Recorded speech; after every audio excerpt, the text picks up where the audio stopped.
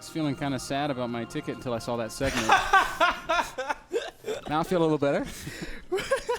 I still have a few more things to scratch, man. Well,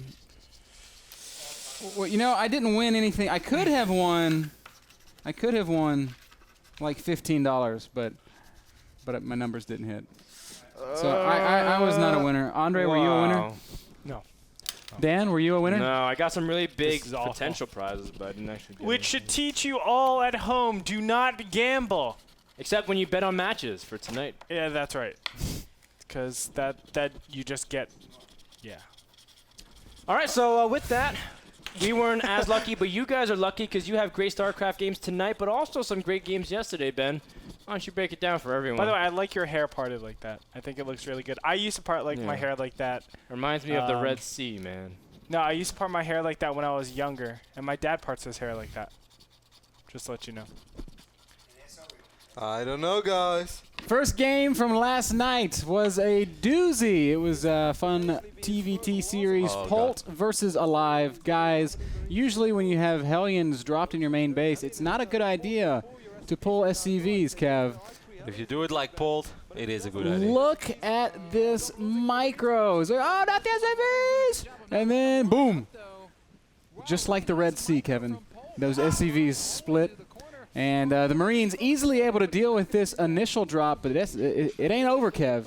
Nah, he's going to do it all over again. This time we thought it might not be a good time to pull your SCVs right now, Polt. But Polt is like, are you sure, man? Are you sure? Let me try to do it all over again, Ben. And once again, SCVs come off the line in beautiful control from Polt. Look at the workers just like dancing independently, surrounding the Hellions. A couple of workers, of course, inevitably end up dying, but minimal losses for Polt there. We shouldn't forget, guys, Polt went for a quick expand here, while Alive stayed on 2 base for a long time to pull this strategy off. So only losing 8 workers was just a massive victory for Polt, and Polt did end up winning Whirlwind, which also meant he ended up winning the series. Polt is just fantastic this season. Unbelievably strong this season. Our second highlight from yesterday's gameplay from Masa versus Hasuobs. Hasu putting on a little bit of pressure here at Masa's front. Looks a little bit scary until we realize these two Hellions have managed to run around the map, and they are causing problems for poor Hasu. A lot of problems. These two Hellions kill more probes than the 4 Hellions of Alive did.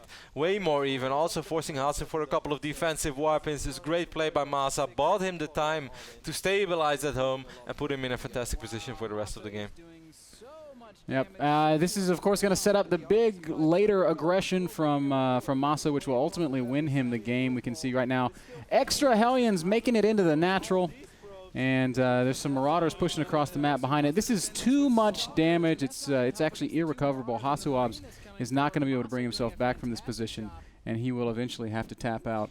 Masa taking out Hasu. Also took out Rhett yesterday. Our final clip is from that series. Rhett showing us the strength of Roach Drop against Mech. Kevin, I like to think of this as a bit of a build order counter, but Masa is as close to defending this as a Terran player can get. Yeah, at the start of this, it looked horrible, but I must say Red made a few mistakes as well. Look at these roaches, man. They're like, let me attack this tank, but no, can't reach. Yes, one can. I can. Yes, can.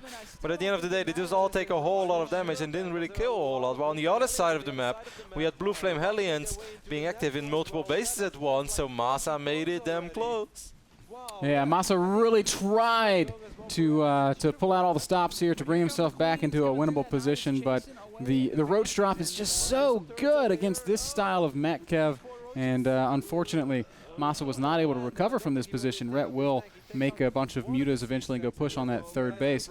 And the best thing about this game, Ben, once more was having the Nidus over here, so those queens could immediately enter the Nidus and be unloaded in the main base. Makes so much more sense, because how often don't we see those 1 or 2 benches cleaning up everything? And if you have that Nidus network there, it's just not going to happen. And look at the drunk Spinecrawler. Yeah, he's just like hanging out. He's like, oh, I think I'll make a Spinecrawler here. Really, Masa was so close to defending this, but and dealing some good damage to Rhett at the same time. But Rhett, as we can see, just able to continually reinforce via the Nidus. This is the final killing blow. He did switch over into some mutas, which he would use to shut down this right side expansion, and which would ultimately force Masa to tap out. It was not a bad day for Masa, though, Kev. He went on to win this series 2-1, just like the one he won over Hasuobs. And Masa now one of the leaders in the group. Yeah, so really surprising. 4-2 record for Masa, but he's been playing some great StarCraft, just winning straight up games, showing us excellent micro and macro decisions. If you guys haven't seen his game yet again against Hazu on Daybreak, I really recommend it because I think it was one of the best, is always a hard word to use, but one of the better TVPs that we had so far this season. Really exciting game. Hazu made an almost impossible hold hanging there, and after that was just 10 minutes of madness, both players reinforcing, microing a lot. Really entertaining game on Daybreak. Absolutely fantastic game. Guys, if you haven't had a chance to see those VODs, I recommend that you do so. If you don't have early access to VODs, it's because you're not an NASL premium user. You can pick up that HD pass by visiting NASL.tv, $19.99, or you can use the promotional code OHANA_bidder and get it for $15. Or you can use the promotional code NASLTV_Rotti, and you can get it for $14. And I know for a fact that that Roddy did send out $1. I gave him, I sent him $2. You've seen him $2. Because he was so nice. And he showed me proof. I said, okay, here you have $2. Wow. So basically, this guy had an NASL pass for $13.99 or $12.99. You too could get a deeply discounted NASL pass by using that promotional code and then emailing Kevin, Rotterdam at NASL.tv. Yeah, or just write me on Twitter, twitter.com/Rotterdam08. Provide me proof, and I will give you dollars. Let's pass it back. Unless everything goes up to stretch cards, I cannot guarantee that won't happen, as I tend to have a small obsessive compulsive disorder with gambling. You and me both, brother. We need help. I need help.